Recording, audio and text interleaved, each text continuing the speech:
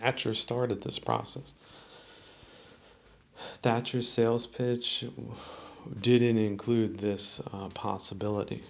And then once you're invested in the system, then of course you see, just like a bank, you want your employees doing what the bank director says. Well, guess what? The bank director might not be a political genius. In fact, probably not. Like, if you're gonna say, if you're gonna put like 1,000 bank directors in a room, or if you're gonna vigorously test them for political genius, you might find that not a single solitary one of them has even a rudimentary grasp of good politics, let alone other things. It would be nice to know what they understand regarding certain historical occurrences beyond the last 200 years, for example. Just throw them a question about Persia, ancient Persia, for example. What did they know about that? What do they know about ancient Greece or India or Egypt? Throw some curveballs at them and see how much of a genius they are. And then look at their lives under a microscope. What vulgarities are they engaged in? What makes up the net of their time? What are they thinking about mostly? What are they doing really? How productive are they?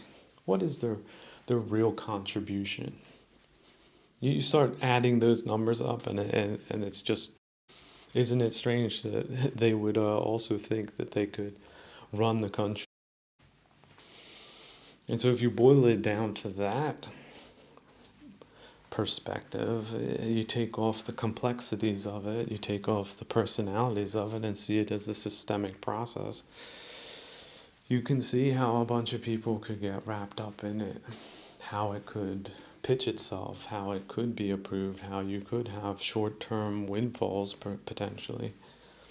But again, windfalls, greed. We're talking about greed here. You're taking more than you're worth. And you set up a system of stupefaction, a system of anemia, a system of dysfunction, in order to keep that system from changing. That's not a plan in any company. Just, again, it's not national. Don't think of it national. Don't think of nationalism. Don't think of historical political movements. Just think of it as a dumb, basic company. And then you have corporate officers that have signed off on a policy like that. I can walk into a factory and I know if that's the case or not. Walk around for an hour or two, I get it immediately. There's either something fishy here or there's something which is quite good, but unfortunately it's being surrounded by all these other things that aren't being managed properly. I walk into a restaurant, it's not managed correctly, I can see it immediately. Then I get the food, it tastes like a rubber tire, and there's no refunds, and I might get beat up on my way out because I didn't tip 30%. Oh, wait, sir, no, you can't go, you have to tip. What? Look, tip is at the discretion of the patron of the establishment. I don't tip for rubber tires.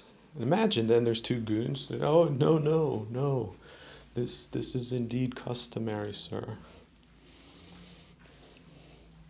What are you talking about, customary? This is my own damn country.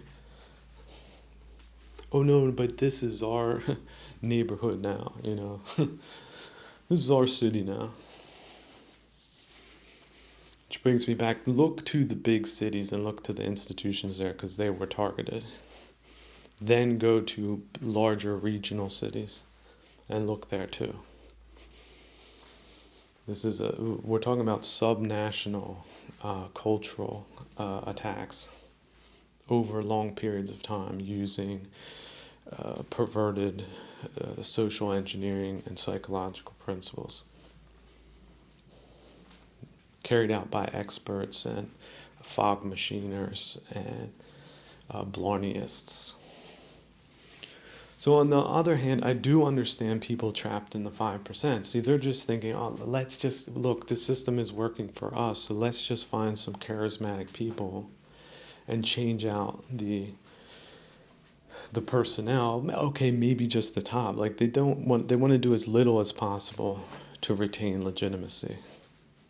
Little as possible, because if they, for example, if they drill down to a couple of these cultural exterminationist policies that these politically affiliated geopolitical financiers have, for who knows what reason, leveraged reasons, or cockamamie ideas, or grand visions, or anthropological fabrications and tropes, and idealistic delusions of every variety, who knows? They say no. Well, here, Mr. Talented Politician that we want to reinvigorate our vampiric system, you're going to have to fold on this issue, because this other, this financial totalitarian that's leveraged says this has to still be in it. So if you're in a kitchen, yeah, your goulash has to include at least one cyanide pill to be acceptable to the unknown, unnamed financial totalitarian. So would a self-respecting politician do that? No. So then what is the 5% forced to do? Is they're forced to find a charlatan. And so the process has been since Thatcher. And with each year it gets worse, but not necessarily linearly worse, but precipitously worse. Like that's the whole thing about exponential functions, which are counterintuitive to the primate human brain, is that things can drop. It's like the drop off the cliff effect. When enough things go wrong in the socio-cultural, economic, and political fields.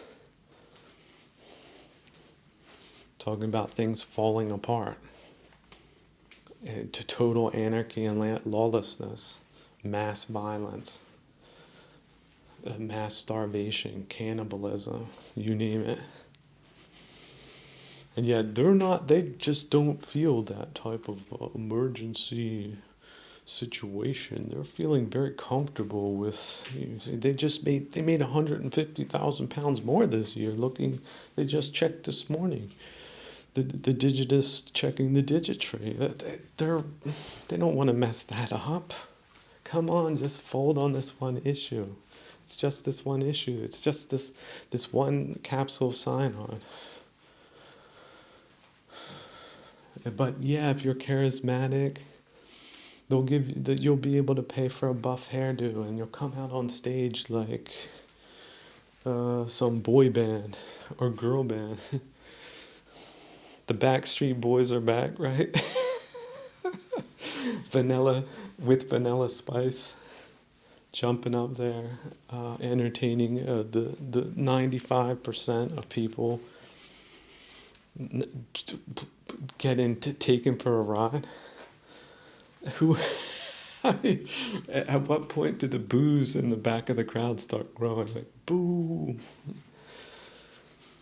Like recently, there was a rock concert. What was it? The Killers in Ukraine, and then it came out like it was. They couldn't just play their damn songs. They had to come out and lecture the crowd about cultural issues that they knew nothing about, but probably got, who knows, a cool 50,000, 500,000 or something. Say, hey, just say this in between songs. 500,000.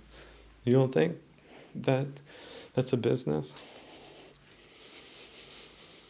Especially when you have to just consider this dude had no clue, no concept about the complexity of the issue at large. In fact, he didn't even know a war was going on. Like, what? I just thought those were firecrackers. Like, dude, haven't you been watching the news? What? He's like, news? What? What's news? I just get texts from girls showing me their butts. What are you talking about? News.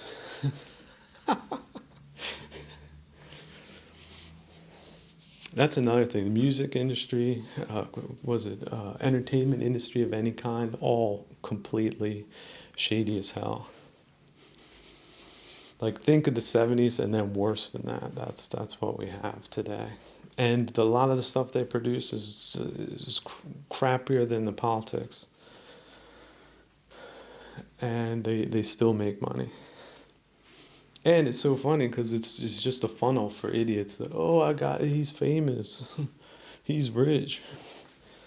I want to get with that person. It's manifestly disastrous, a manifest gigantic embarrassment on every level. Like you can show the axe to pygmies, and they would be frightened. Yet these are the people that are applauded. These applause machines have set up for. It's funny now because the people that the nepotism, they're some of them think they're so talented that they turn themselves into actors or musicians or DJs or something like that, because it's just like a self-flattering mechanism, self-flattering social mechanism that gets a bunch of moths coming to their dim lights. But if they're paying they're making millions a year, what's 500,000 throwing away on something like that for these people? It's a whole different scale.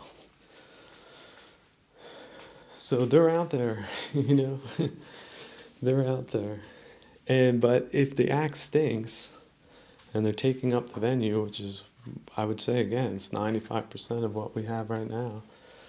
What happens when the boos start coming? Can you flip that? Can you invert the self-congratulatory machine then into one of derision? That's something they don't like. Like they're willing to pay lots of money for that not to happen. But again, that's part of their charlatanism on the political side. So I understand these 5%ers that are looking for some type of credibility, but they just don't seem to know how to do it. When it's a lot simpler than they think, which is just cash out and go away. I think, and allow a new architecture, new design to take place with real designers that are designing it not for their own self,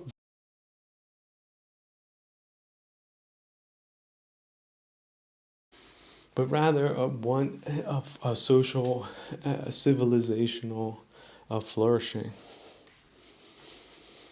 It would be the same way your neighbor's house has a big hole in the roof. There's no ulterior motives for offering to give a helping hand, even if he doesn't have the materials. You might even want to donate them. If you have them, why not? You have the time. You see, maybe it's a widow. She's got 5 kids. She can't repair the roof herself. She's doing other things. But no, you don't have any time for her and her kids. And then what happens 3 years, 5 years, 10 years later? Those kids might just decide to throw you out of the house, right?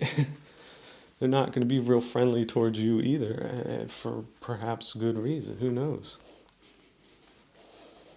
And it's not the fault of the mother. Right? It's not the fault of the father that might have just gotten killed for some type of very wrong reason. So, but wrong things can be compounded. The wrongness of that turns into the wrongness of this, turns into the wrongness of that, which, you see the causality there?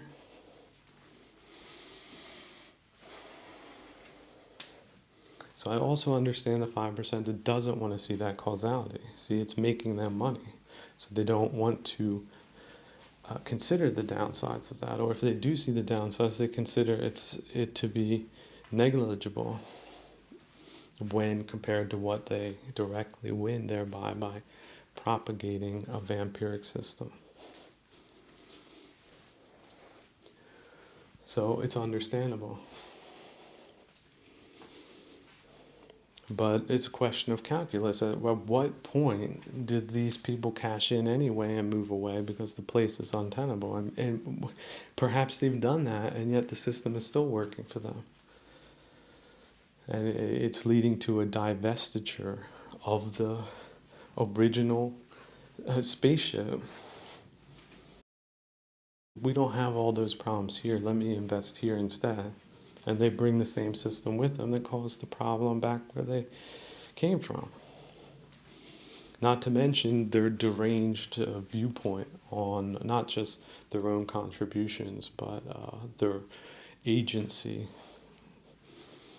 in these vampiric systems, that they're the ones that are in fact making the whole thing, the whole process work in the deleterious way that it is.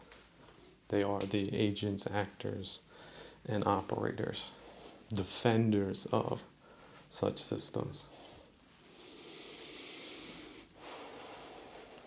So, but cashing in or cashing out these are all terms that I think reasonable people, especially people that are motivated primarily by money, that they can be connected with. And you say, okay, you wanted money, turned into something else, turned into a bad scheme. So how much do you want to just get out, to exit? And having that type of constructive conversation with them and really meaning it. Like, okay, you want this much? And just start that process. Because there's only so many steaks they can eat in a day. Unless they're the megalomaniacs that just want to have power continuously because of their position that is not validated legitimately. It's not an elected position.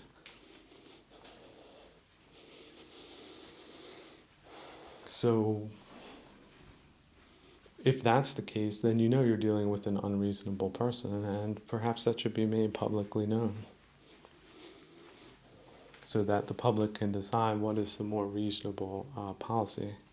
But see, that I wouldn't really advise these people to do that. But if they really do think that they have legitimacy, then they should make their case, and it should be heard.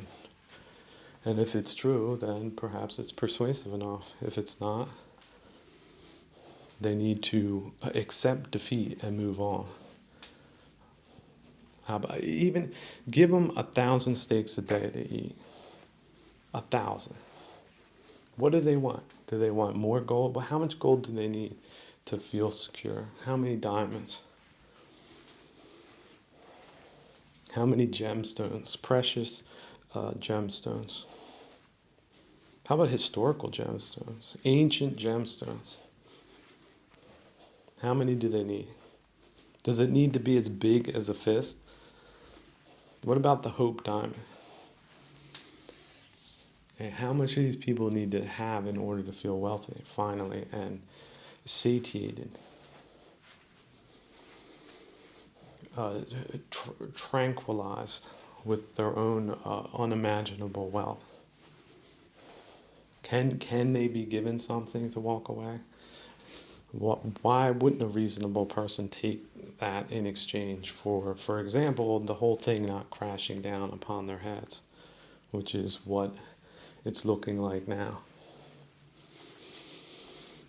So 5% minority share paid out to people that aren't living in the country anyway, that's a deal that anyone should make, any patriotic person, because the franchise is worth more than what they've put into it, certainly what they've prognosed or put into the pipeline. And so it's not an investment of money necessarily that we would have after that point, but it would be an investment of our time to make the UK brilliant again.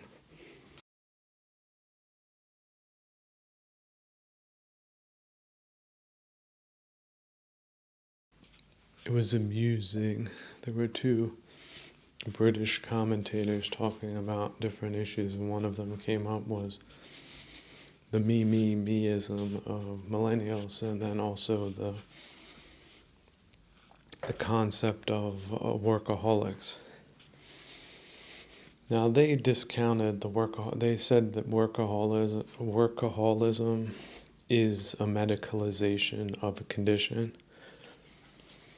And I agree with that. That is something to be avoided. What I don't like I don't like the term alcoholism. I think that's wrong. You're trying to categorize people. And at workaholism, that's just a bad trajectory. It's a bad tradition. And it's not true. Like alcohol, you could technically stop. Like it's not alcohol that's making you irritated. It's you being irritated. It's you also conditioned to alleviate your irritations with alcohol. But essentially, all drug users are engaged in the same unskillful practice of numbing irritations via external means because they don't know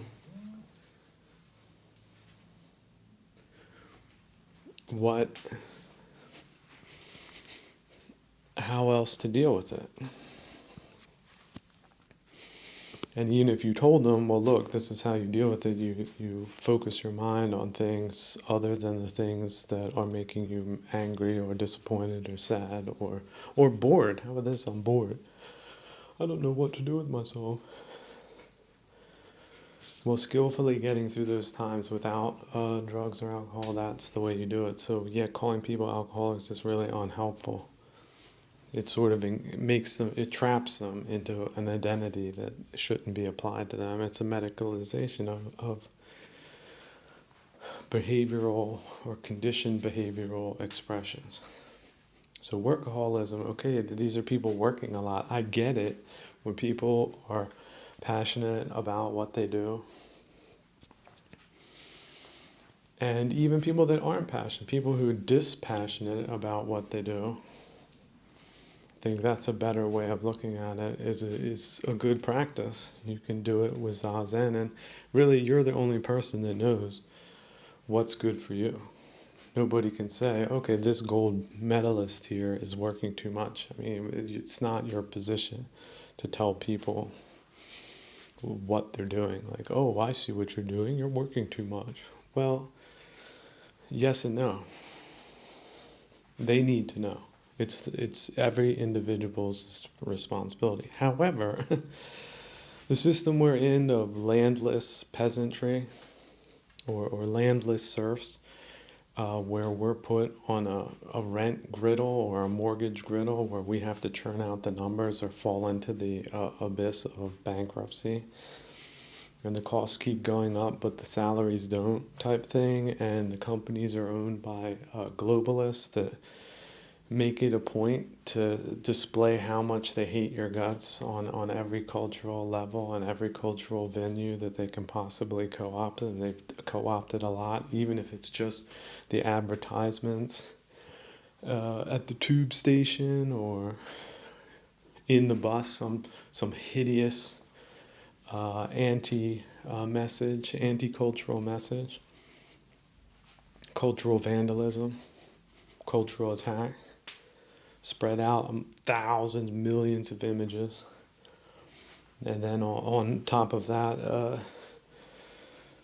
on your phones and on TV and on the radio and in sports and every other public venue, that you don't feel quite motivated to work yourself to death under those sadistic conditions.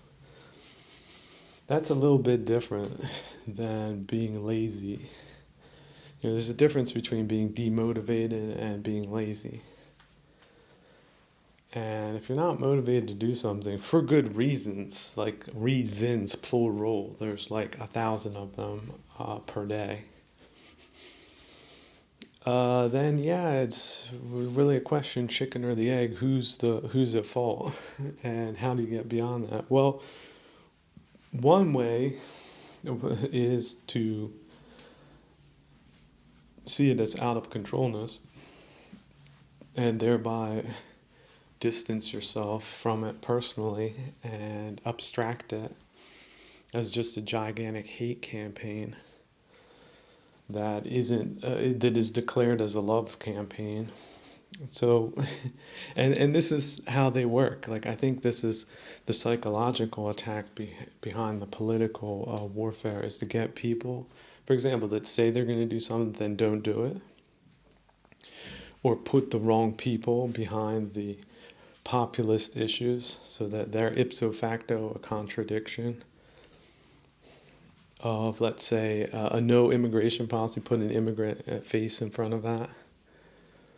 Those are psychological attacks. They break down, they create cognitive distance.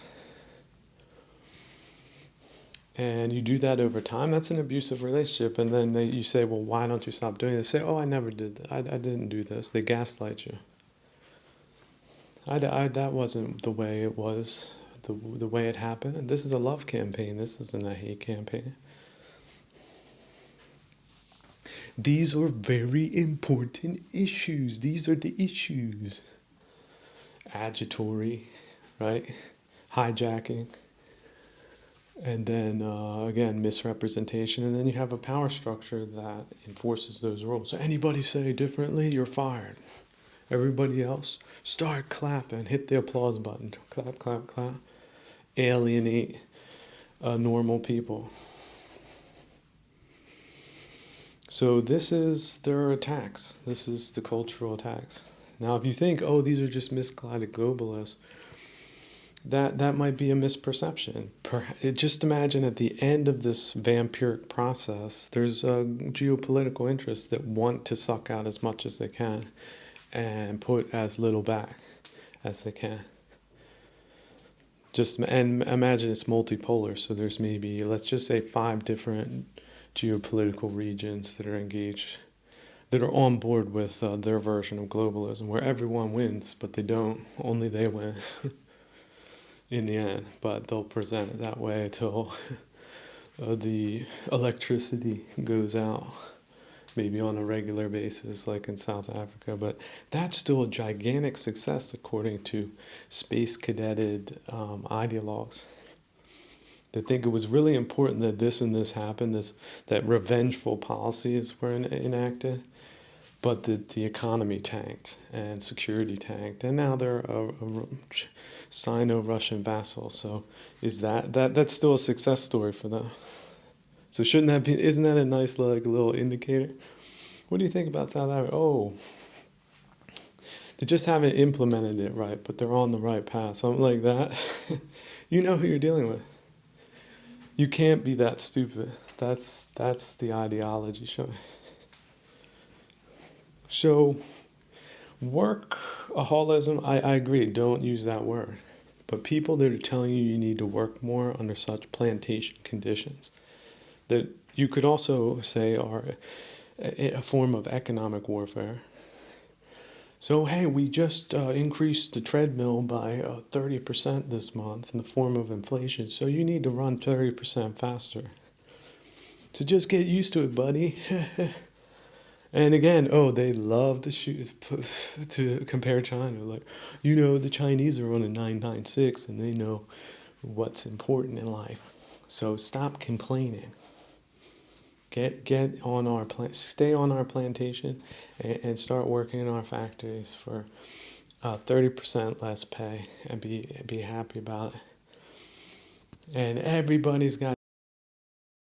And I did it in my day, and by golly, I didn't go 7 years on vacation because I had to do all these other things. Well, why the hell do you have to scramble that much? Why aren't there 100 of you, just one of you?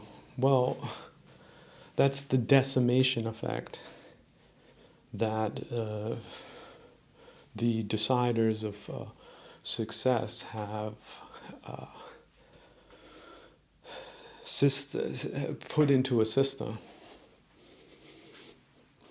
And so there's a multiplier effect which has led to the term vampirism. That's the body, the political body, the cultural body is anemic to the point of death because the life's got sucked out of it. So it's not even really the conditions. But you best believe these sadists are always thinking up new ideas how they can increase productivity and reduce standard or quality of life, because they don't like people having enough time to think about things or to open their mouths and speak the truth. Even if it is about emotional disturbances or how to get through difficult times in life. They mischaracterize that as navel gazing. When in fact, sharing insights about how to get through rough cognitive frames is very beneficial to society at large. If people can adopt better techniques and become more skillful, habitually more skillful in getting over and through disappointments, delusions, aggravations, and greed,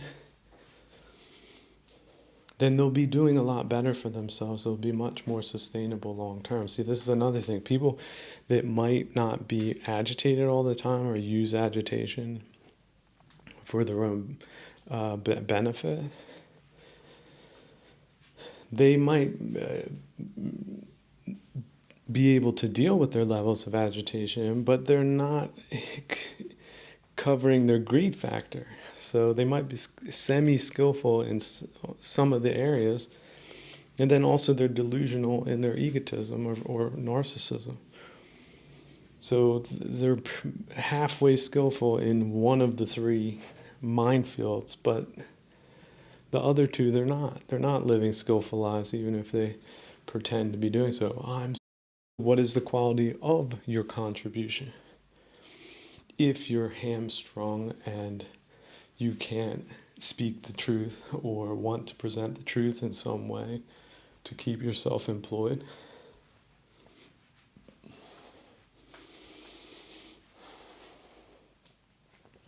so that's not to say that you need to be the paragon of truth in the world necessarily for pay.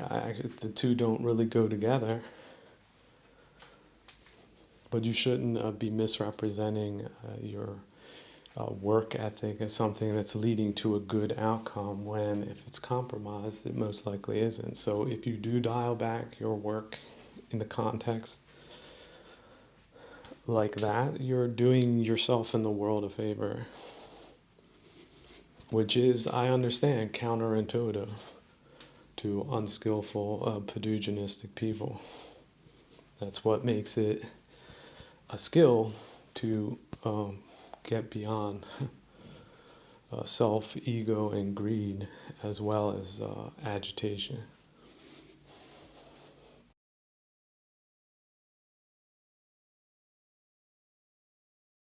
So essentially, I would classify the Schillers of this system as masochists, and they are deferring to sadism, and it is sadism.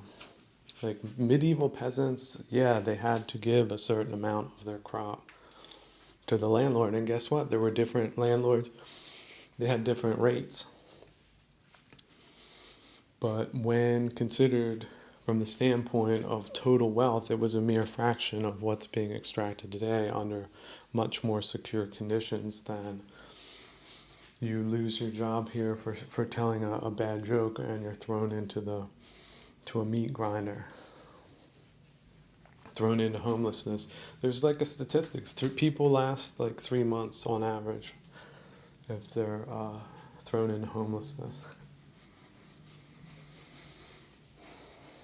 So now, of course, sadists would be like, oh, this is like a little gun. I keep shooting and they keep dancing and they're going to keep doing that. Well, you shoot a toe off, they fall, slip and fall, that's it. And then, oh, okay, well, it's on to the next one. Dance, monkey dance. They just don't get it. They're butchers, sadistic butchers.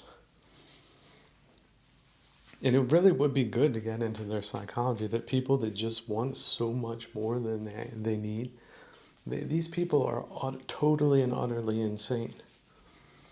And yet, oh no, we can't call them insane. We need to call them wealthy, super wealthy. Let's call them, how about we call them super crazy instead? Totally wrong values, abstract values that cause definitive harm on a mass scale, hoarding, misdirecting. But that, of course, is just the dupes. If it's a geopolitical actor, a multipolar geopolitical actor, then you can just see that it's a Hooverism that they profit by. So, less you have, the more they do.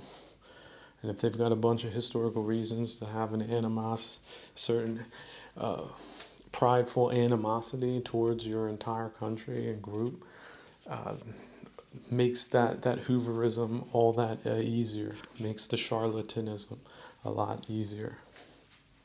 Makes it like a real fit, a natural fit. Fits like a glove.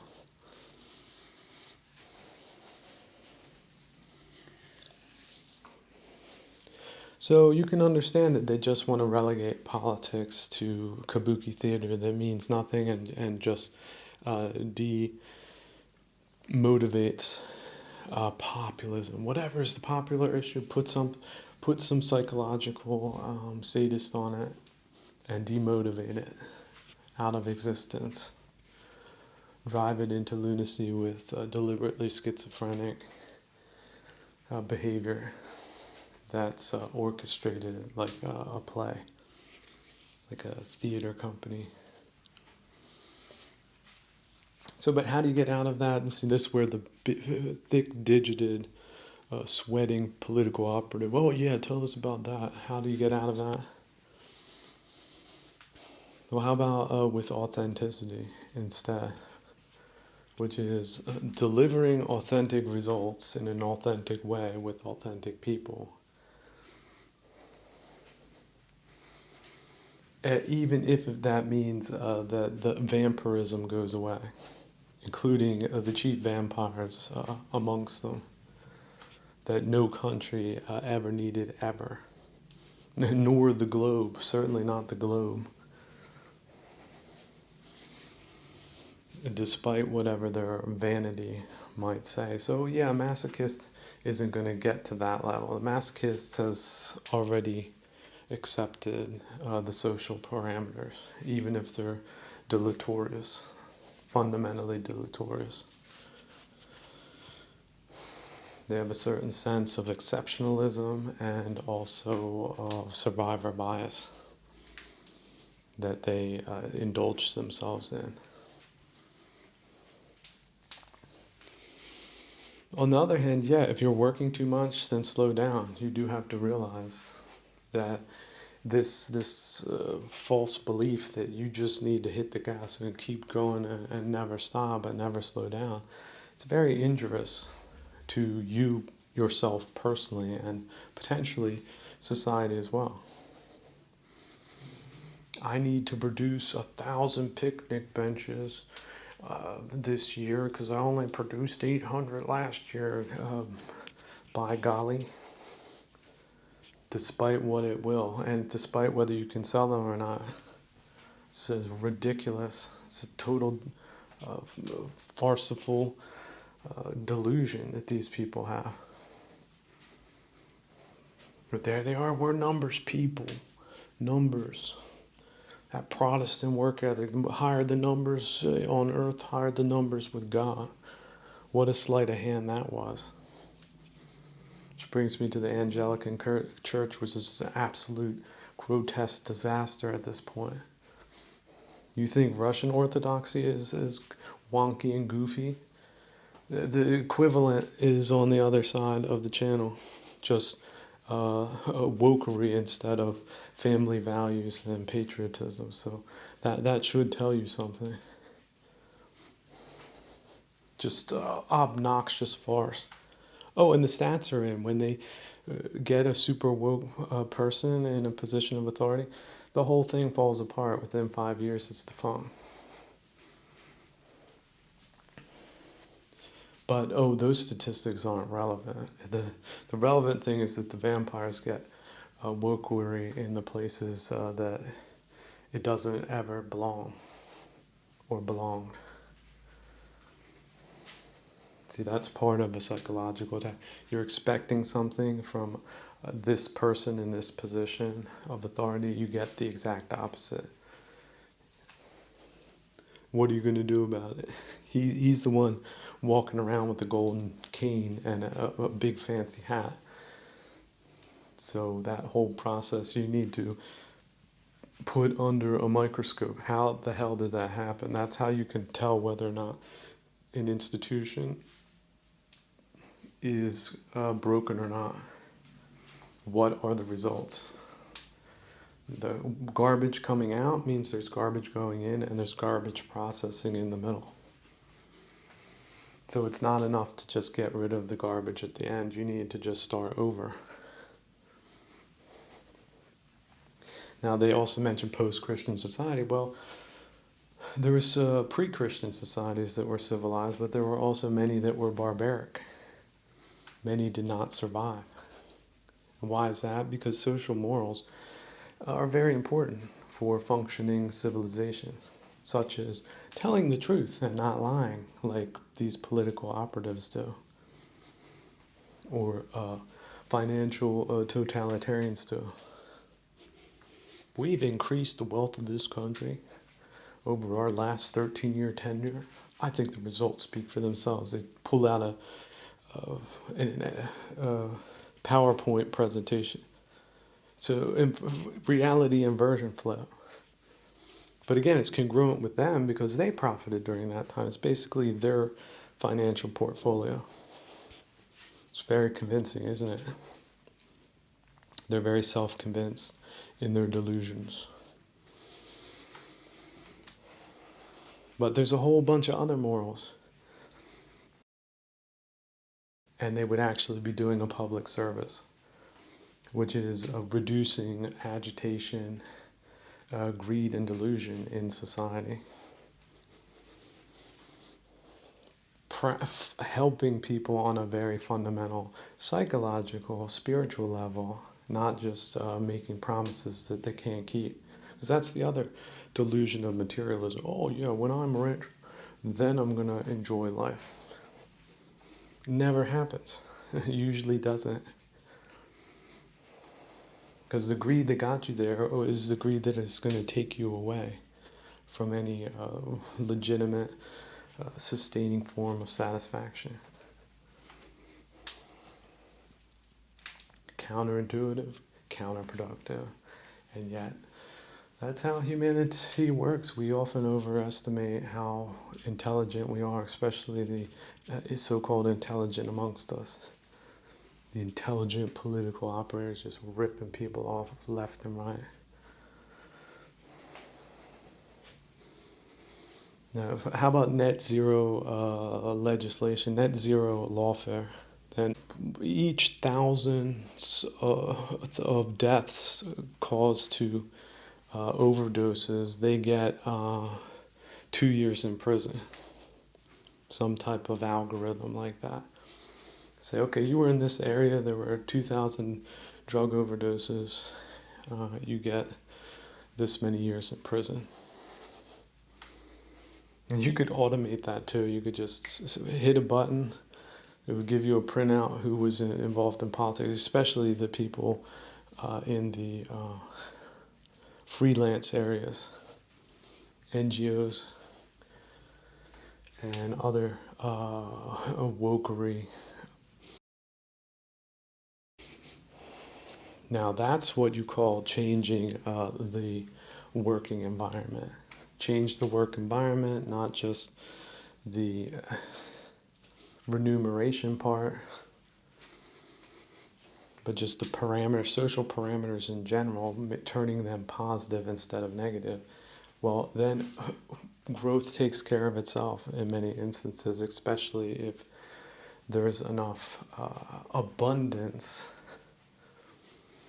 to go into counterintuitive fields that aren't just smashing out widgety wonks.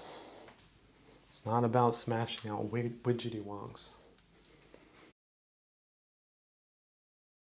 also abstract areas that require a lot more funding just to exist, so that in the off chance you might get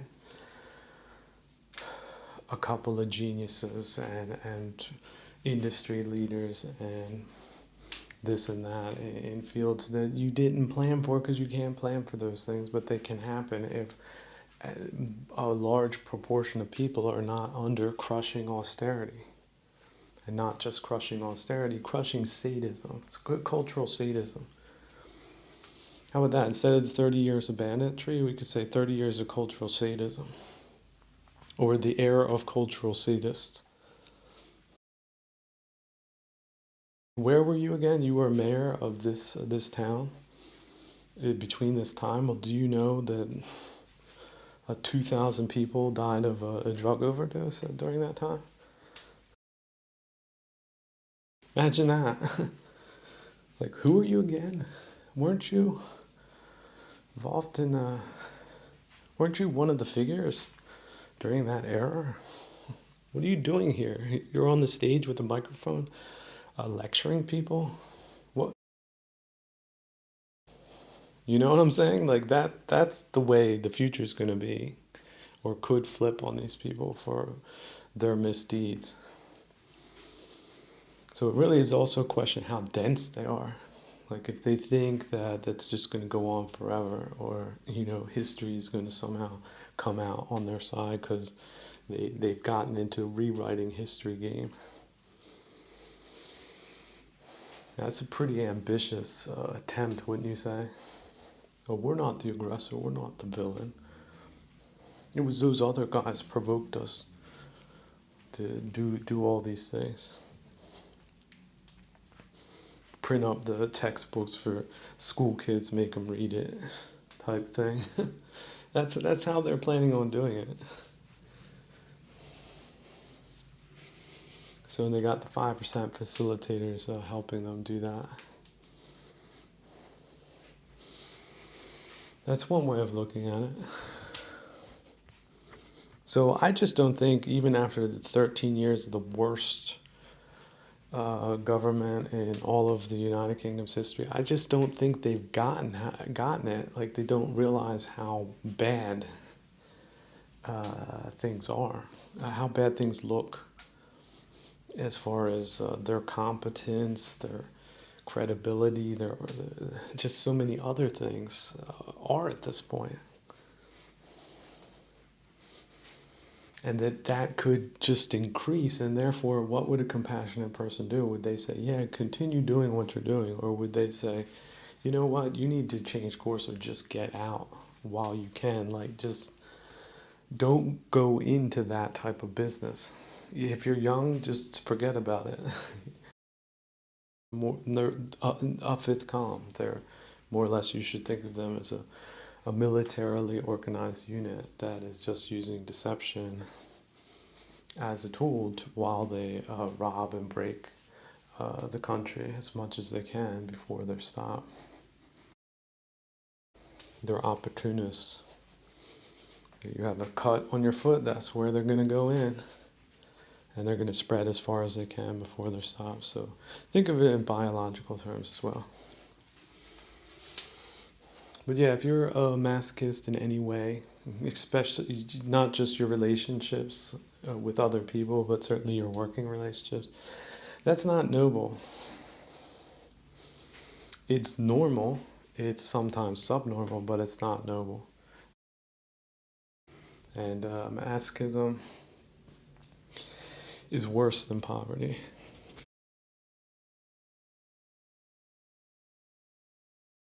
As far as the concept of using agitation to earn money as a columnist, this is a classical bridge of aversion type of contradiction and juxtaposition or juxtapositioning, which gives them a relevance because we're focusing on all of their misdeeds, when that creates a relationship, especially in the context of a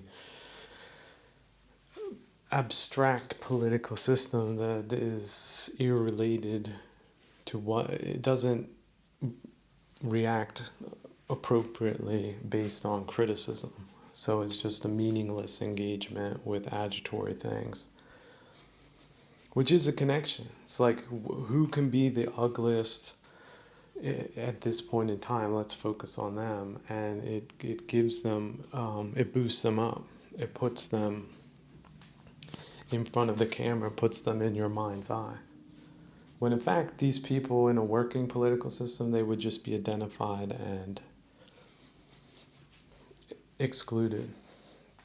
And you have to realize anything that comes across as vaguely trolling, this is them at work. They're trying to get into the agitory spot so that they gain relevance because they're talking about these agitory issues.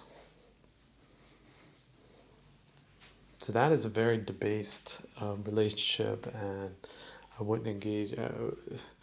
I wouldn't recommend doing it at all, which is why I don't even name these people by name. They're just, you should just see them as abstractions. And certainly aversionary ones are not ones you want to make any money off of criticizing. They really should just be one and done, and not just a continuous circus of agitory clowns that just have infinite life because they're the puppets of the financial totalitarians. So that's not, although we're built to problem solve, those aren't the problems we're solving by doing that. We're just making them bigger than they ought to be. They're just insignificant imps. They're just total distractions, total waste of time. So, but perhaps in a future system, criticism will be career ending and not just a form of troll entertainment in debased, detached political automations that don't take popular issues seriously. They just try to somehow undermine them. Well, we don't create policies that would diffuse the situation. We just say we're going to do that and make it worse. That's sort of what we're doing. Didn't you realize that? Because no, I'm not going to come out and say I'm doing that, but that's going to be the result. So there's that level of sophistry thrown in there as well, as if there wasn't enough of it thrown in already. Which is why we don't have a lot of good columnists, because that's just, again, it's a masochistic type of operation, which conservatives mastered. The last 13 years of total and utter failure, lots of masochism mixed in with it. Oh, we have to accept these candidates because somebody said they needed to be the candidates, but they're just off-putting in the extreme.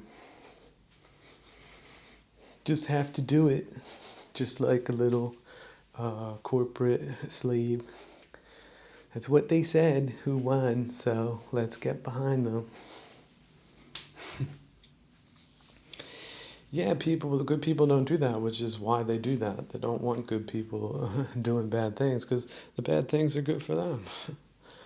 That's it. So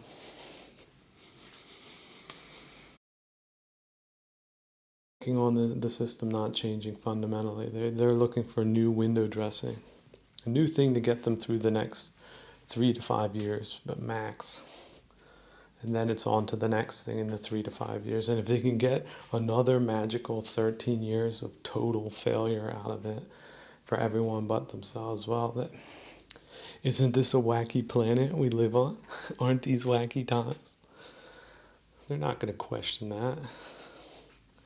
These are people that stopped asking the big questions a long time ago.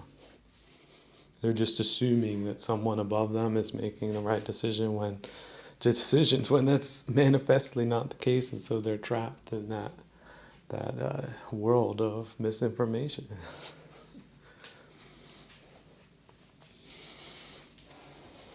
So, but that doesn't mean not engaging with larger social structures. Imagine your audience to be super mundane instead. The 100 people left, maybe in the UK, that are worth a damn, that have the capacity to not just understand what I just said, but can help be a catalyst for real change instead, for the most good people that are left in that mixed bag of space right now, with a downward trajectory that can perhaps be changed to an upward one. Oh no, we can't rock too much of the boat. We like how that sounds, but just make sure you don't, do anything really. That's what they're looking for at this time, 2023. That's where they are now. We're going to flip to the Labour government. We're going to tell them what to do and say, and we're going to have them tone down the massive hate campaign they've been on. We're going to tell the bad actors to, lay low for a while. Then we're going to switch back to the reinvigorated phoniest party. They're working on it. They're engineering it. Put in a little bit of this, put a little bit of that, put a little bit of boats, stopping the boats here, and then maybe reducing interest rates by like 1 point. Oh, Brexit, that's not going to get changed. Re-establishing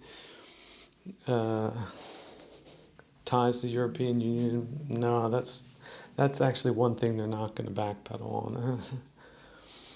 But okay, why not propose a EU2? Like draft a completely new EU2, which is maybe 1/10 as contrived as the current version.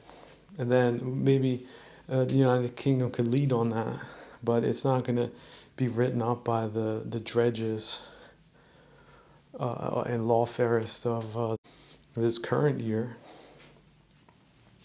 Although they would love to do it, they would love, oh yeah, how much am I able to bill for this?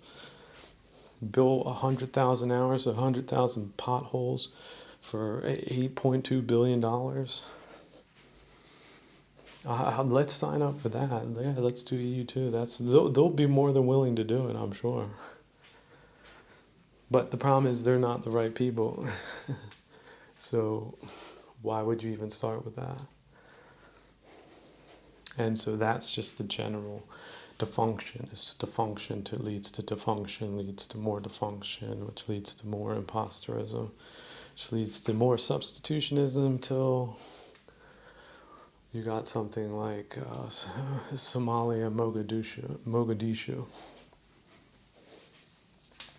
Or taking it from the state level, just a defunct company. What is a famous UK brand that went bankrupt? Just like that. Sorry, people, you're all laid off. And the president buys himself a yacht and is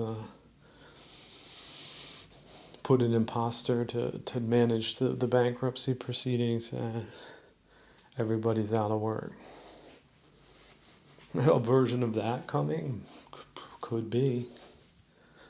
The people running the show aren't worried about it. They feel like they've got more than a golden parachute. But do they? And what if it was a real golden parachute? Like that might be something to do in the future. Like people over a certain number of billions that they defrauded the nation. Just think about that one. I mean, there's so many different variations for their very valuable, expensive, and costly services. As an appreciation for all the hard work that they did during the time of rapaciousness and vampirism. Wouldn't that be a feather in their cap?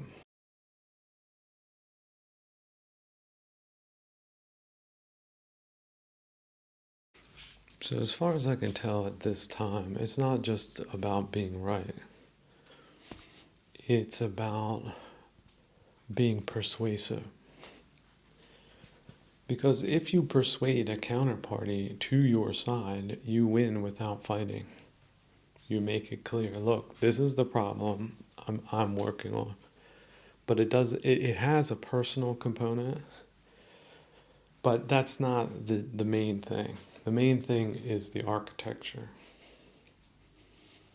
Right? It's not the people who are trying to build or wanting to build in the same place necessarily. The main thing is the architecture. And architecture is something that you can't build without consensus, so it's very smart to be persuasive rather than accusatory. Accusatory, it has an electrifying aspect to it,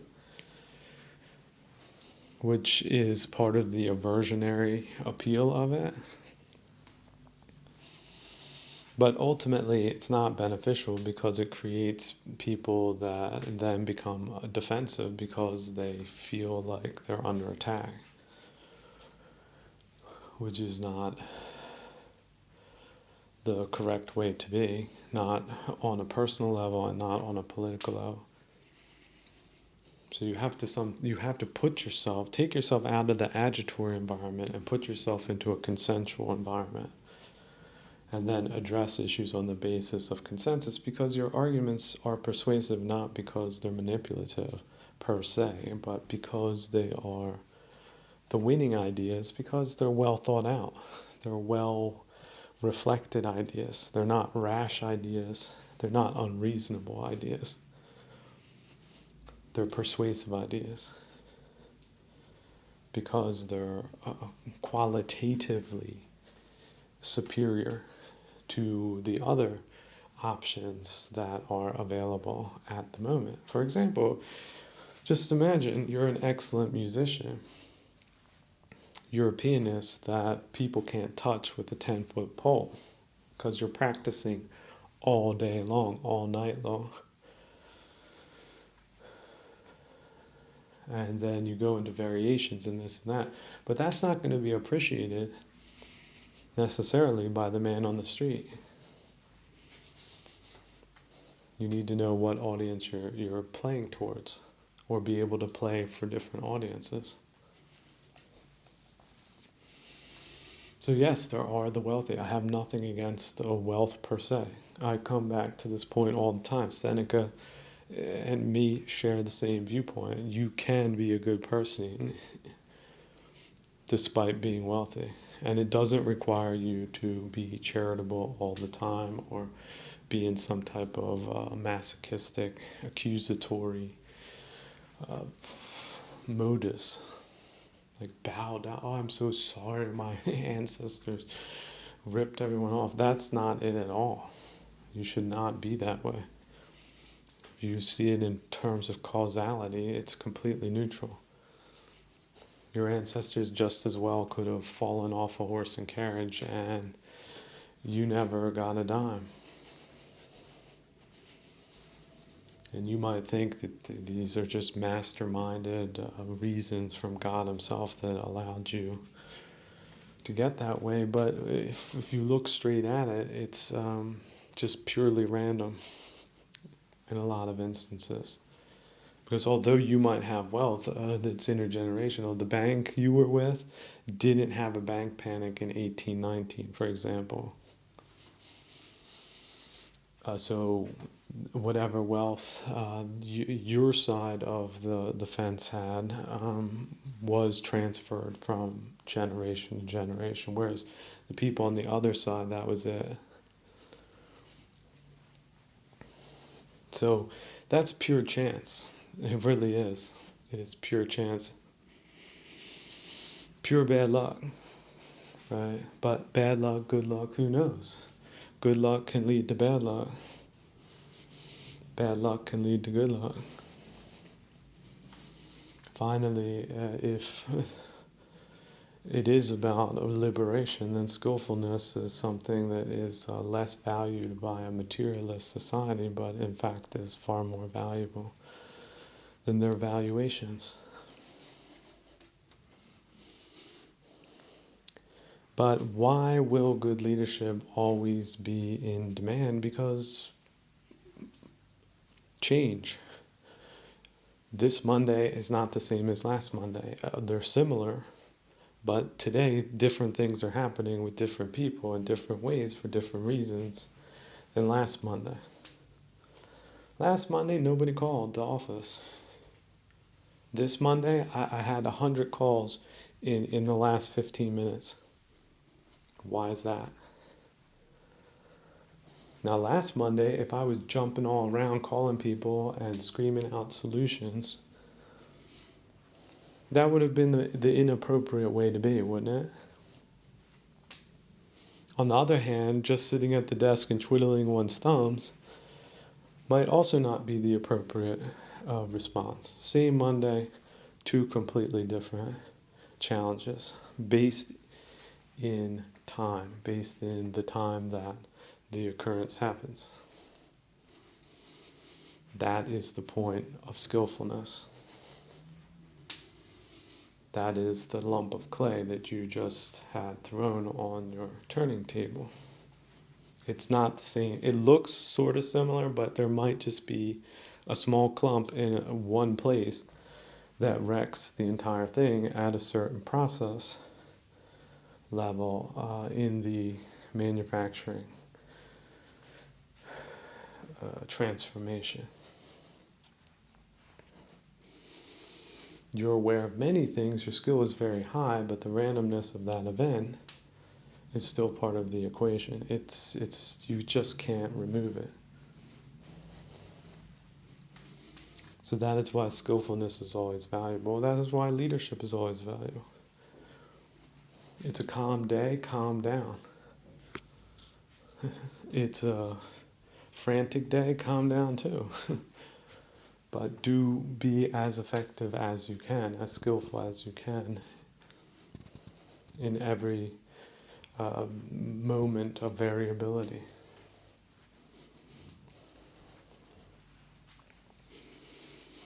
And so the solutions today, this is why living in the past, look, everything to do with the past is wrong. The past is dead. The past has no power over the present moment. The only power it has is in conditionality. But that conditionality is a hindrance. In a lot of ways, it's very delusional and misleading. You can be misled. I heard this story about the past, but it's not true, but that's affected me emotionally, and it's also affected my decision making. It's affected my relationships with other people. It's persuaded me to not like group X because they did something bad, but just imagine that's based on a fabrication that somebody told you for political reasons. Wanting to stir up trouble between two groups and to not be bothered themselves, when in fact they were the factor at work. So these are the types of games people can play and you can get into if you're looking to the past and then translating that into everyday animosities, which is a factory for ill will, and ill will, as we know, is a poisonous substance. Poisons the manufacturer. It leaks mercury into your mind, into your body, into your dreams. So it's caustic, it's poisonous. So the best way is not recovering from it. The best way is not imbibing in it, being aware of when that process is happening. Whether you're wishing someone else ill will, so you're generating it in yourself, none of that ill will is being transferred to a third party. It's just generated within yourself, and it also remains in yourself. That's why these poison framers are themselves in a poison frame, which influences their behavior in a negative way. Which is why it's also important not to think of the other that way, because that would be then also shadowic projection based on a bridge of aversion. Where the bridge of aversion allows the transmission, the back and forth, because it's an engagement. When in fact, it's much better just to, as soon as you notice yourself gravitating or harboring or manifesting any of those defilements, is to immediately stop and change your mind. Think of something else. There's the delusion that it has is that it's the important thing to think about. That's the delusional aspect. That's what keeps you engaged.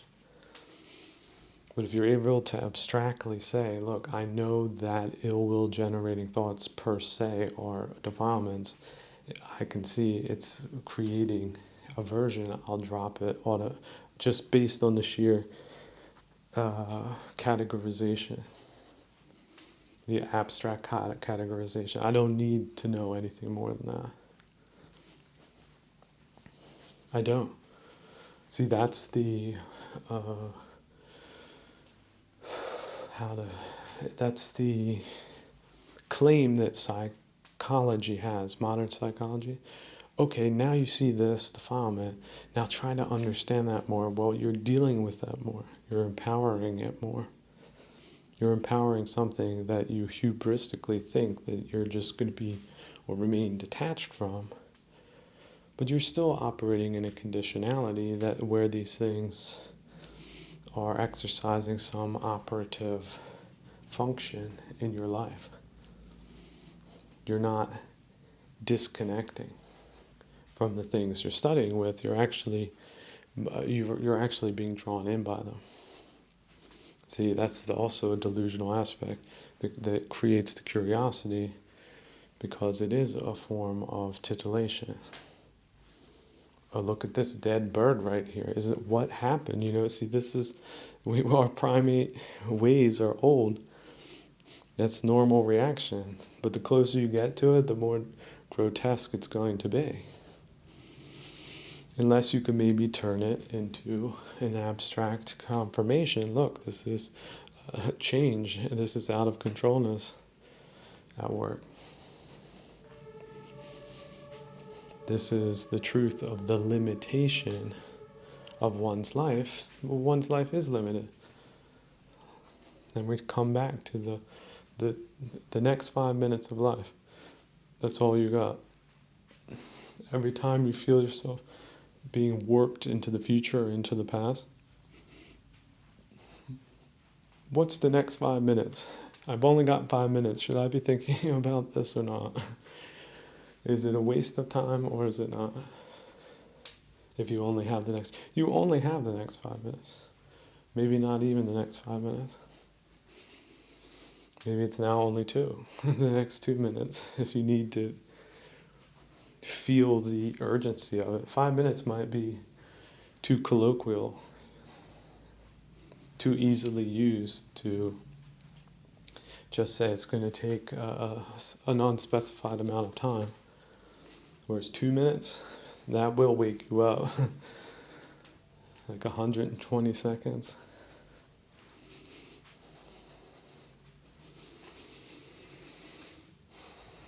Now someone might say, oh, that's too extreme. Well, how long does it take to die, do you think? Once your heart stops. If somebody had a stopwatch, your heart stops, you click the stopwatch, at what point are you dead? Legally, there must be some definition. So why not 2 minutes? But if you make the connection between birth and death being transitional periods of one's life, look how long births last. If you've ever been involved with one of those, they can take days. Of course, the theory is you're going to be born within a set amount of time. There's average parameters, but there's no rules necessarily that bind one birth to another.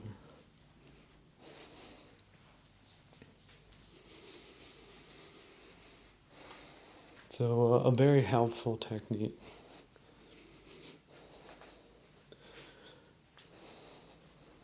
But as far as politics go, yeah, I think it can be used as a power for good. Why not?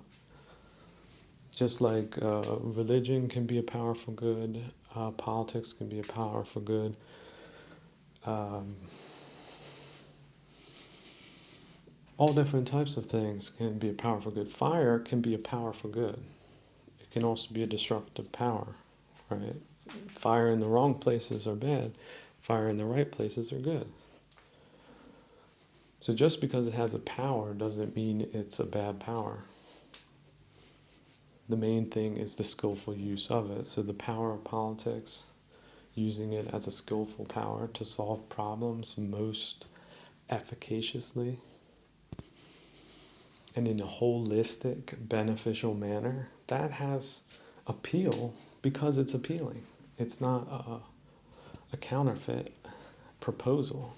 It's just as authentic as one can be as a good person, someone who puts high value on being a good person.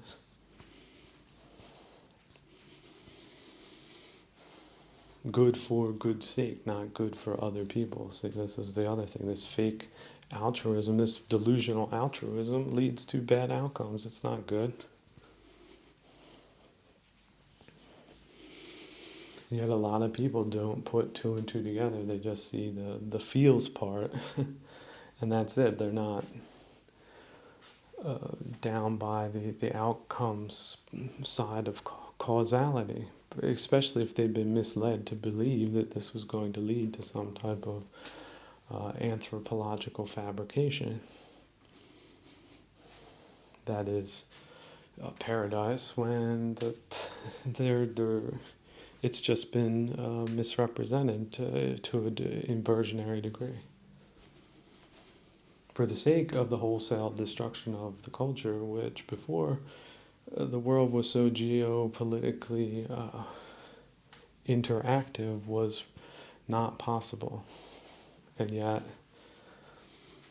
with the advent of the internet and its development, that possibility became possible, and these are the results of it. We have political operatives working for the extermination of the cultures they profess to represent. Now, if we want to be kind and compassionate, which is how I always recommend one should be, you can just say they were deceived. The self-deceive are the most deceiving. And you can see that as just a major tragedy for them. And certainly the causality that they've unleashed does not look favorable for them, not in this life and not in the lives to come.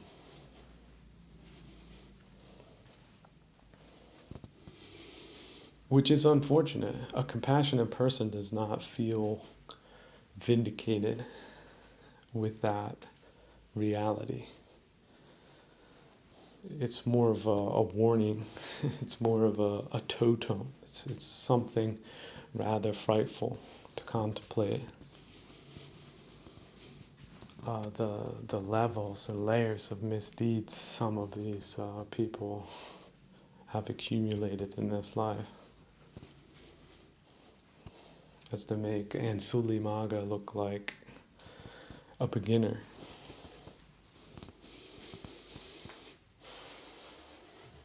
But just like in his case, redemption is possible. I think that's a really important point. If you've done a lot of horrible things, one of the best things in life is to redeem yourself. Go to Rembrandt's Prodigal Son and just look at the painting. Give yourself some time. It's an old story. It's not just you.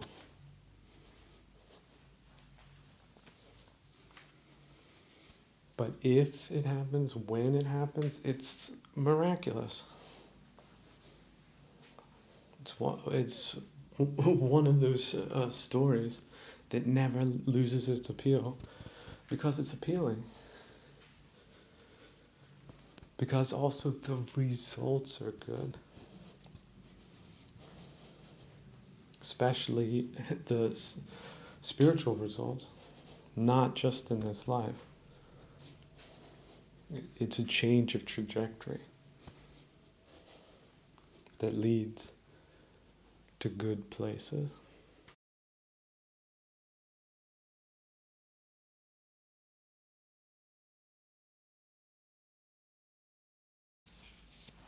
I used to think that the term culture war was a little bit too hysterical when it first came out or was being discussed, because it was being discussed within the parameters of neo-Leninist actors with institutional backing and credentials, and within information spheres that were already at least 50% captured, if not more.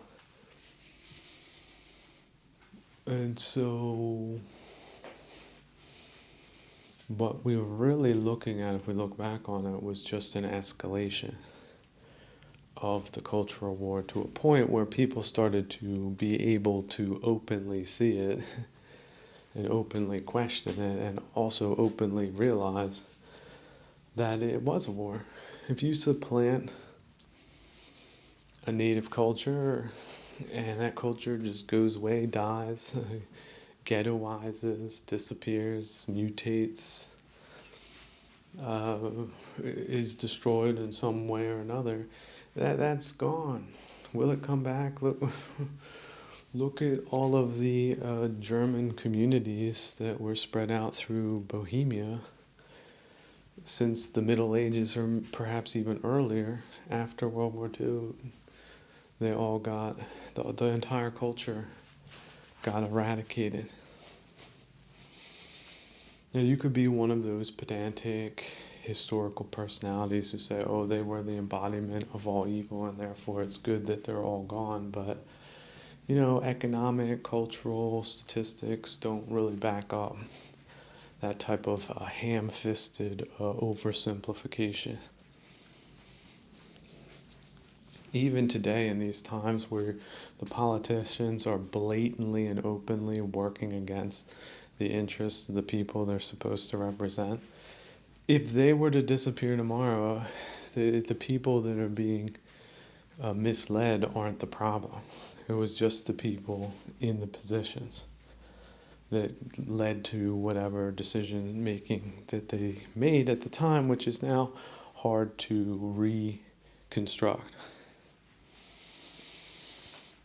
But just coming to a politicized historical conclusion that's really, really far away and politicized in this time to not do the right things, that's not a winning strategy. Never was. Was never meant to be. You see, this is the point I'm coming to, is that the cultural war is not presented as a war.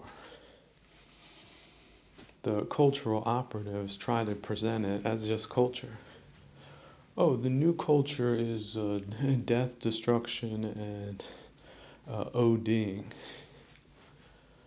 And there's historical reasons why that came to be, and those reasons are justified because this is how we're going to explain it away. Well, maybe just explain it away in economics. Well, this company went out of business, and there's no explanation why. Like maybe the business was sabotaged, for example. And if you think of the lack of a political will, that's a form of sabotage too. So, but why don't you have the lack of will? Because you don't have the candidates that have the will, or they're hindered in exercising that will by a blobist culture of regulations and not of leadership. Regulations cannot replace leadership.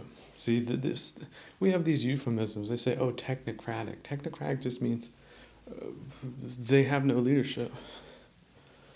They have a substitutionism for leadership, which is a regulation. You see, regulating.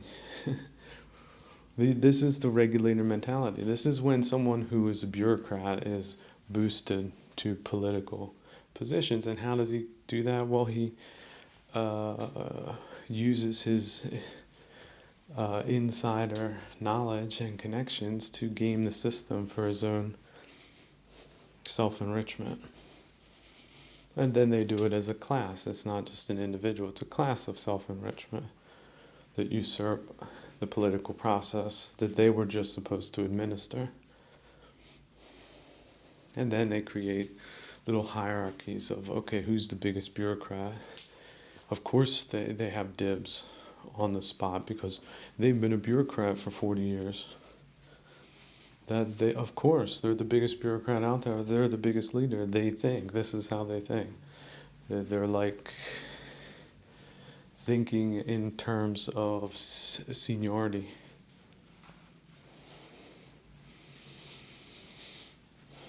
And seniority, just think in terms like of a military. You have that type of military leadership, and they did have that in France at the outbreak of World War One. Their leadership was crap because their culture was crap, which was based on technocrating, and not as a substitute for real leadership. So what did that mean? Well, that means they harvested the bitter fruits of bad leaders because of that. Self-aggrandized, self-serving,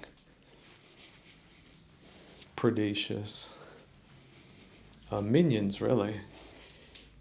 And this is what can happen if a king or a higher leadership gets decapitated in some way or another. So without Napoleon, who's the leaders de facto? Well, that's the apparat. That's the nomenclatura. So it's from those ranks that sort of a leadership substitutionism sets in, and it can go on for decades, go on for centuries. But the lack of political will to do the necessary things that are needed in the moment, the flexibility, the dynamics of real leadership, they prevent that. And it's tragedy. It's like some type of detritus that is just could be multi-layers thick. So by the time they react, there could be a gigantic catastrophe or multiple catastrophes, and then they also don't manage those catastrophes well. You consider just the anti-leadership principle. You have anti-leadership organizations, institutions, ways of identifying and promoting leadership. Those have been disabled. And you could get into some grand conspiracy like this is terrible and these people are doing it, but a lot of it has to do with just basic human nature. Just put 10 baboons in a pen and then pull out some grapes and see what happens. So we don't need to awfulize this process. We can just see it for what it is and also detach from it, not feel a personal responsibility for it necessarily. Not beat ourselves up about it. Take some more perspective and distance on it. And then we have to think, like, how much do we need to get caught up in things and how much do we not need to be caught up in things? And how much do they want to catch us up in things, but can we avoid being caught up in those things? And keep things more practical and day to day. For example, the next 5 minutes and not the next 5 years. It's too much to know. I keep coming back to these questions that are gigantic, using all of these telescopic devices. It's like looking into the stars. You're looking into astrophysics. You're confronted with questions and you don't know the answers to.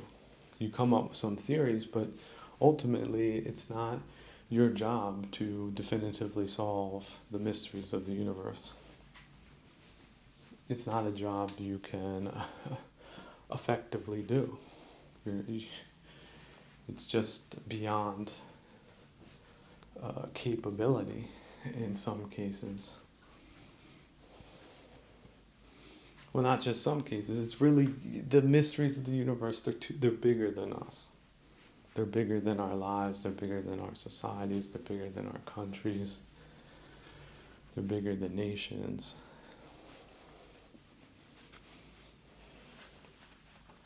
So if you find yourself saying, I don't know, to questions you're posing yourself, that's a great way of entering into a Satori.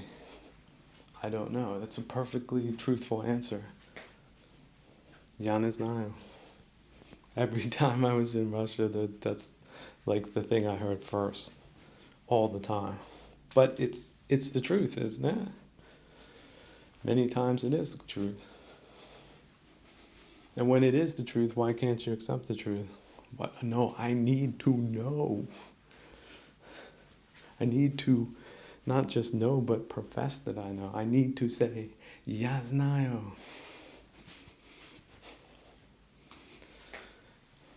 But this need to know, this craving, that is also possibly the discrepancy in satisfaction, wanting and having. That discrepancy, that's the dissatisfaction.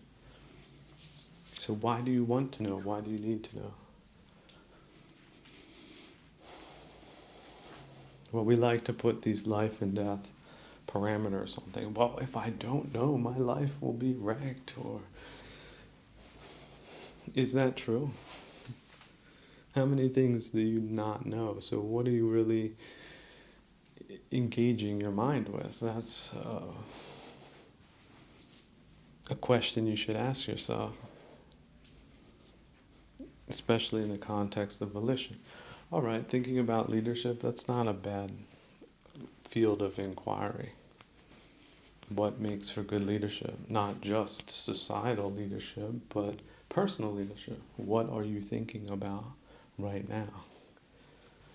What kind of mini causality will that create? You flip back to yesterday's massive bomb blast that threw you 3 meters into a wall. Sort of understandable, but it's not real. Today has no real connection. There's a certain causality to yesterday, but not really.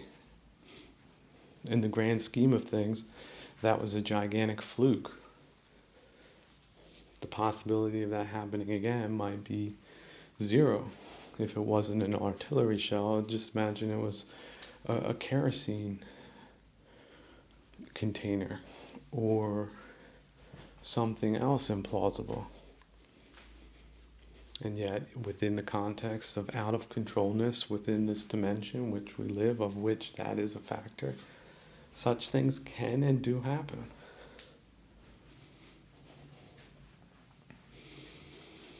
Now, if you go into the higher levels of the theory, they'll say, well, this causality has to do also with past lives, that you were born in a certain place, that you would experience certain things, and that you have a certain degree of volition, but not total volition. You did not choose where you were born on what day. You didn't. You did not choose your parents. You did not choose your body. You did not choose the minute of your death. Beforehand, did you? Do you know? But perhaps the universe knows. Perhaps you don't know what the universe knows. Perhaps you can't know what the universe knows.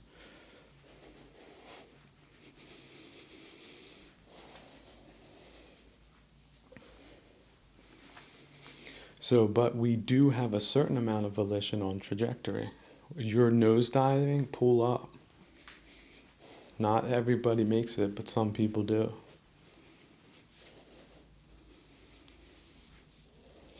Some people go into complete, like, G-forces beyond anyone's belief and still pull up. They manage it. They just scrape right over the treetops at the last minute. It does happen. But once it's hard to predict, right? People might try to predict beforehand. Oh yeah, sure, that I'd do the same thing. Would you? A lot of people get knocked out. Their body isn't built for the forces that they're subjected to, and they go unconscious. Well, if you're unconscious, how are you going to pull up? Well, the answer to that question is they don't. That's it. That's this ride on this planet, this time. Now, the assumption you'll be reborn as a human being is not a given. There's all different types of theories. But the standard position is that a human birth is very fortunate because this is the dimension of tribulation and testing. This is the dimension that you can make extreme progress in terms of living trajectory via mental hygiene and spiritual resilience. You can turn your life around. You can turn your way of thinking around. You can turn your acceptance around.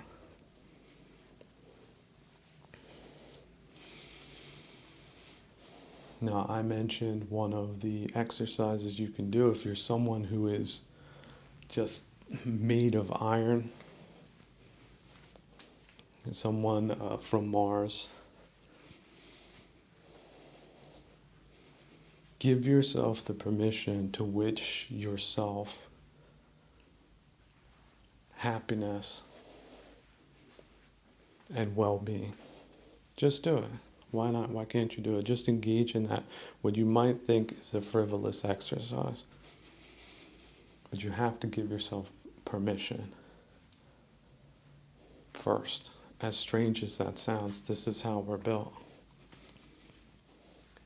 Then extend well-wishing and happiness to both of your parents, especially your father, and especially if there's some reason why there was some type of difficulty in that relationship, but that certainly isn't the case all the time.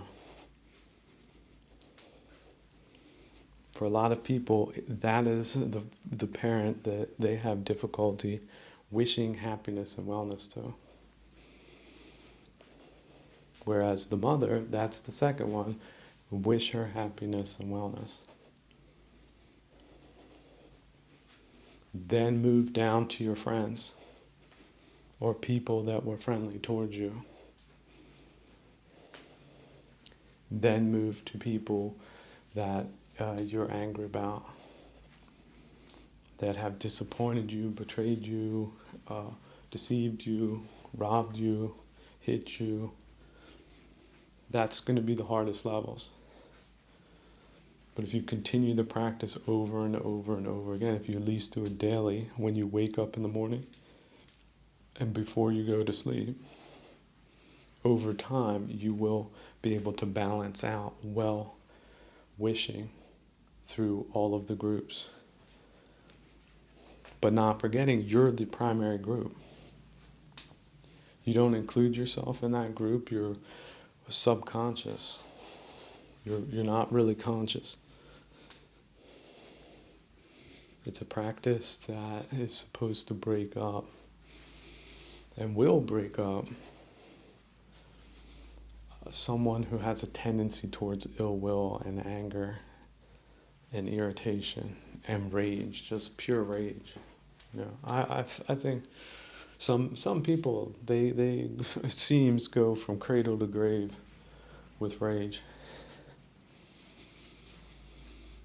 And I also think that's an unnatural condition. When we were living in the Middle Ages in a more civilized time than our neo-barbaric time, people did not have a lot of aggravating things in their life. I mean, there were aggravations, certainly.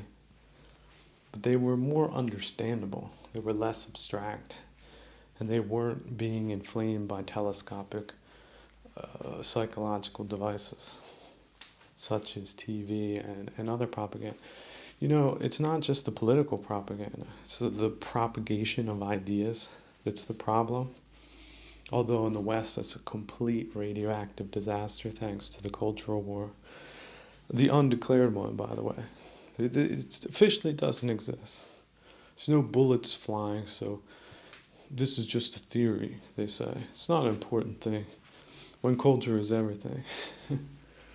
Right? Like, why does a genocidal war, what makes a genocidal war genocidal? It's not just that they kill everyone. They kill off the culture, they change it, they invert it, they flip it. So if they can do that gradually or all at one time, that is one of the conditions of losing a war. So you can lose a cultural war and not the military war. If you lose the cultural war, you don't need a military. You're not protecting anything. Protecting the enemy. Protecting the agents of destruction.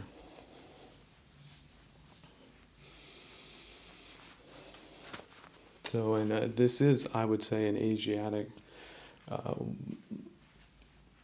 method of attack. Also, not appearing to be an enemy, appearing to be a friend, just presenting yourself like that whole face societal norm that they have. Publicly pretending and meticulously pretending to be this thing. Whereas that's just face, everybody seems to know that there, but Westerners don't.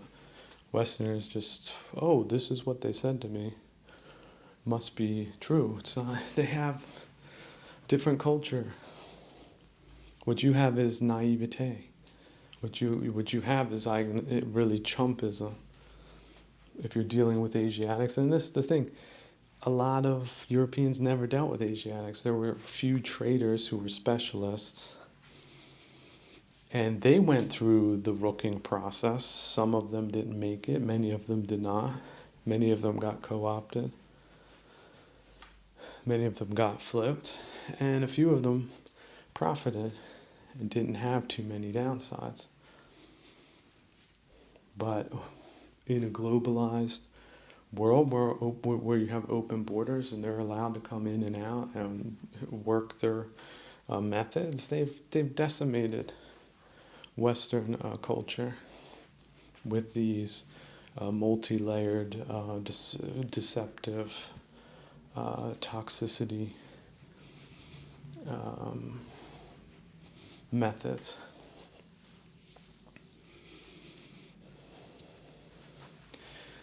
So does that mean it's inevitable that we all just go away? I don't think so. That's the thing. Like, you can start off really badly in a war, but you can turn things around very quickly once you realize the game that's being played. And unfortunately for Westerners, they're so damn dense. They need something like Pearl Harbor to wake them up, wake them out of their slumber, to begin to start taking self-protective measures, which is ultimately what a military attack demands, unless you're suicidal. Oh, yeah, it's great they're attacking us. Let's attack us more. We deserve it, you see? That type of sick, masochistic personality that accommodates the sadistic, totalitarian type of authoritarianism. Is it that's what they're trying to pre-position before they start military operations? Oh, who cares who wins? Doesn't matter. Main thing is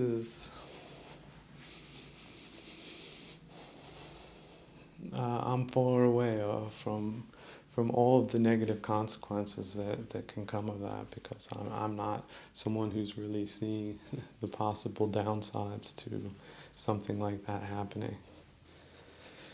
Oh, and if I do see it, there's nothing I can do about it because I just better just go along and get along because all these other people that have bought this crap hook, line, and sinker, sure, they're going good places for now. Seems to be, yeah, those 5% of profiteers, they do seem to be doing quite well for themselves.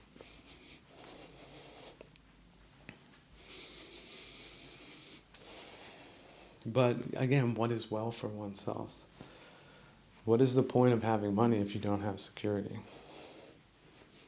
You're just making yourself out to be a target.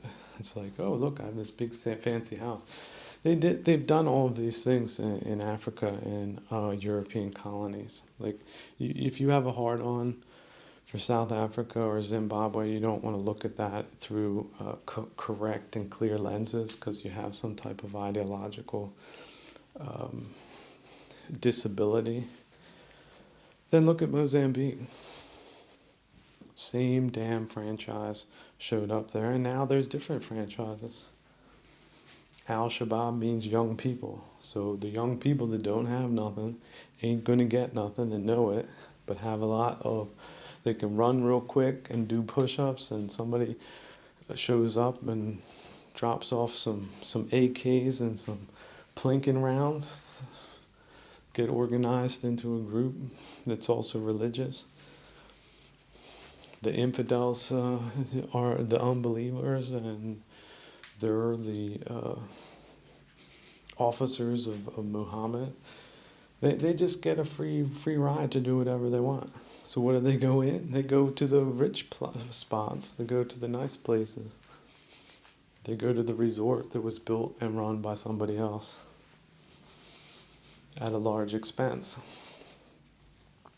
And they take it over and shoot the people that don't do whatever they say, and whatever they say might be anything. Women get redistributed under those schemes. Like, oh, you're married with 2 kids? Well, not anymore.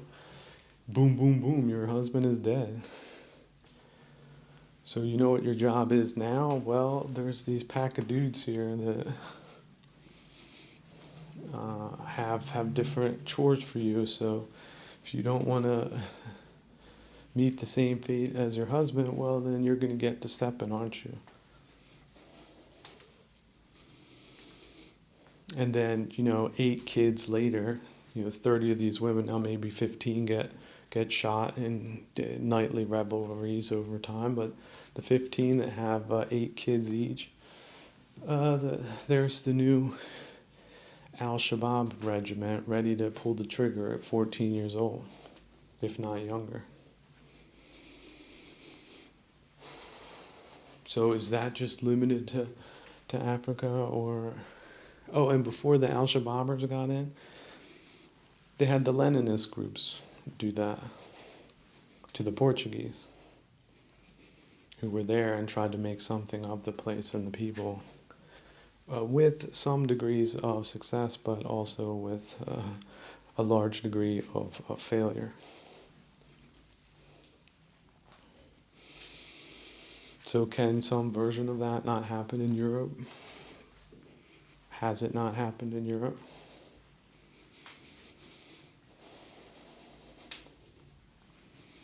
What would it look like?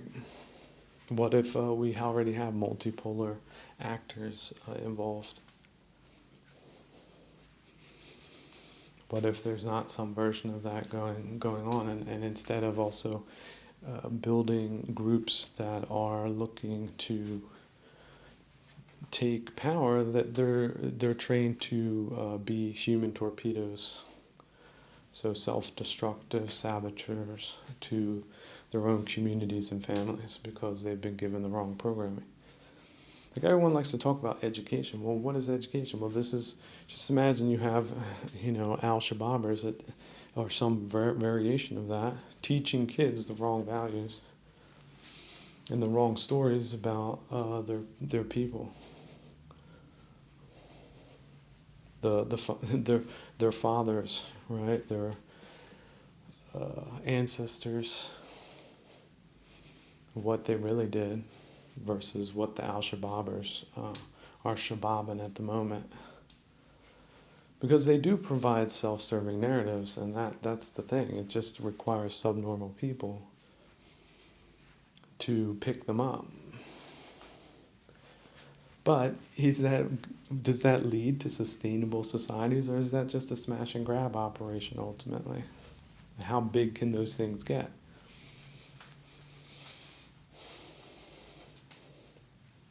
I mean, in Africa, it's sort of in a ridiculous context. But in European or Western context, where everything here is packed to the gills with people, how in Russia, you're talking potentially millions and millions and millions and millions and millions of deaths. Also under barbaric conditions.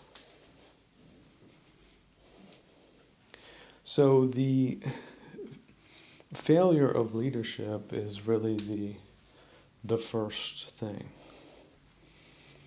And leadership should be very concerned with cultural matters.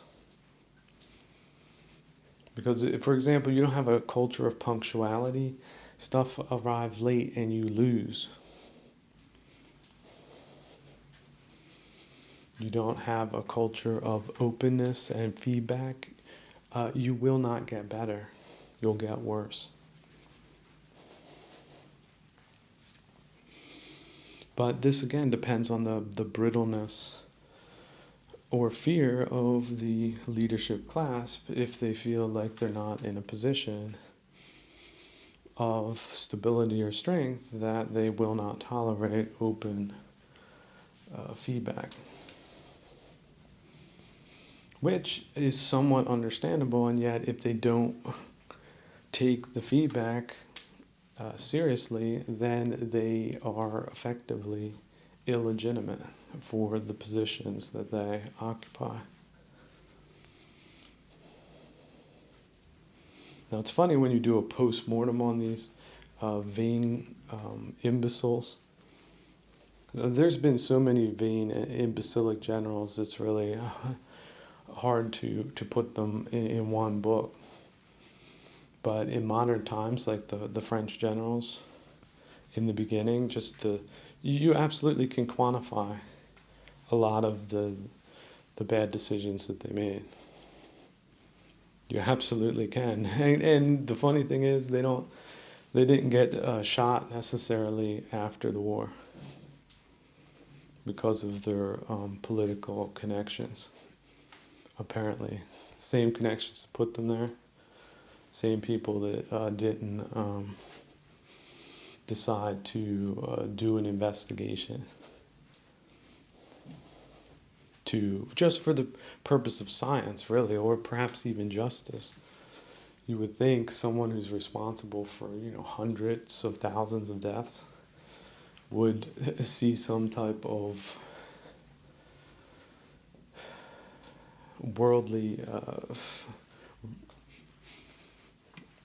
consequences for that, but oftentimes it's not the case. Now, in some cases, it does happen. But you have to think to yourself, was it worth it to allow them to continue on their rampage of bad leadership? How worth it was it to not be, or let's say, to be so understanding of such people, giving them the benefit of the doubt when there really wasn't a doubt in a lot of the cases.